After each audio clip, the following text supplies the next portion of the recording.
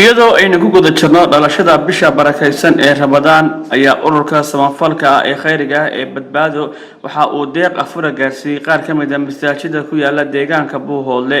deeqdan ayaa isugu jirtay sharaab, timir iyo waliba sonkor.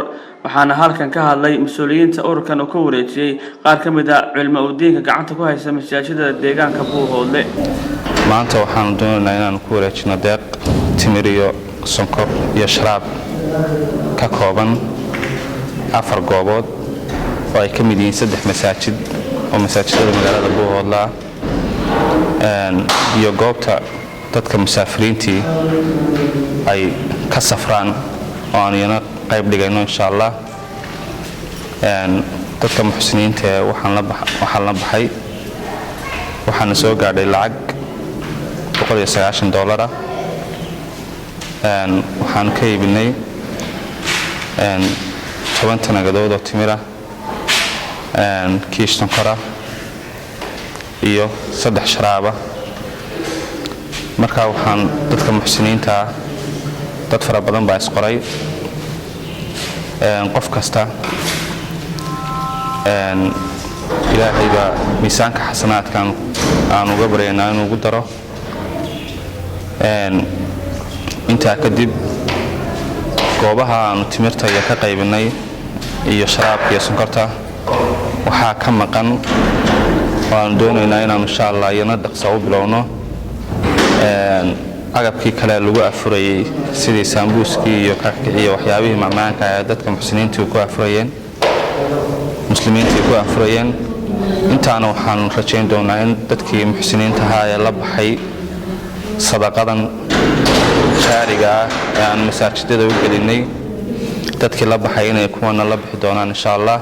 muxsiniina aynu afursiino ama aynu afuru keenno mahadilaha saaleh annagoo ururkan badbaado waxaanu ka shaqaynaa waxyaabaha tabarucaadka waxaanu ku xidhan dad muxsiniina waxaanu hore wax uga soo qabanay masaajidaan wax ka dhisnay guryaanu dhisnay dabaaqona loo dhisayay imikana waxaanu bilownay inaan qabadaantan aanu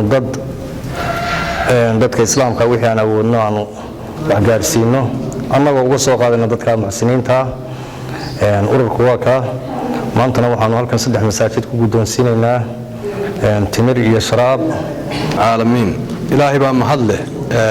anigoo magacaygu yahay Axmed Maxamed Kaarshe masaajidka la yiraahdo Masaajid Saalixiya ee ugu horeeyay masaajidada deegaanka Buuhoodle ka socda ama odayaashiisi gacanta ku hayay bal marka hore ilaahay baa mahad leh. marka labaad ururka dhalinyarada ee badbaado meel joogaba waxaanu uga mahad celinaynaa uga bogaadinaynaa sida xilqaanka iyo kartida iyo daacadda iyo hufnaanta islaamnimo leh ay u adeegayaan.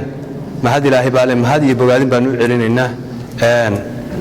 ciddii wax ku soo biirisay soo dhibatana saqada Allah u ballaariyo iyaga hawl wadeenka ka ay xilqaanka watana waxaan leenahay Allah ku darajeeyo khayr Allah siiyo. ilaahi rabbil aalamiin ilaahi subhanahu wa ta'ala ayaa mahad leh marka koowaad ina waafajiyay ina soo gaarsiiyay bisha barakaysan ee Ramadaan anigoo magacaygu Cabdiraxmaan Mursal Xaaji Umar kana mid gudida Masjidul Rawda ee Buuhoodle. waxaan ka guddoonay halkan deeq afura oo ay soo bixiyeen walaalo muxsiniin ururka badbaado. waxaan u ducaynaynaa labadoodaba muxsiniintii iyo dadkii ay ka soo qaadeen fuudeeyay hawsha ee bixiyay ilaahay subhanahu wa ta'ala inuu miisaanka xasanaadka ugu daro. ururka badbaado iyaguna fuudeeyay oo hawsha ka shaqeynayeen iyana ilaahay subhanahu wa ta'ala inuu miisaanka xasanaadka ugu daro. xilli wax la bixiyo xilliga ugu fiicnaa weeye qofkii qof afuriya ajarkiisa kale uu leeyahay isagana ajarkiisa laga nusqaamin maayo. waxaan leenahay marka walaalaha muxsiniinta waxyaalo kale oo badan oo baahiyaala ayaa aad u jira culimada tabliiqa gobolka Nacayn insha Allah ta'ala waxay noo jooga culimo Pakistan oo safar oo dadkii maartay Ilaahay subhanahu wa ta'ala dartii dalka u joogay kuwaas oo meesha ku qodamo cudurrada la yiri macnaha la isuma gudbi karo darteed meesha ku xayiran ayaa kamid ah dadka marka sadaqada ay soo gaarsiisay ururkan badbaado insha Allah ta'ala kuwaas ay u gashay waxaan Ilaahay u bareynaa subhanahu wa ta'ala kuwa soo dhibay kuwa wasaacayaba Ilaahay subhanahu wa ta'ala khayr badan Allah siiyo jazaakumullahu khayran.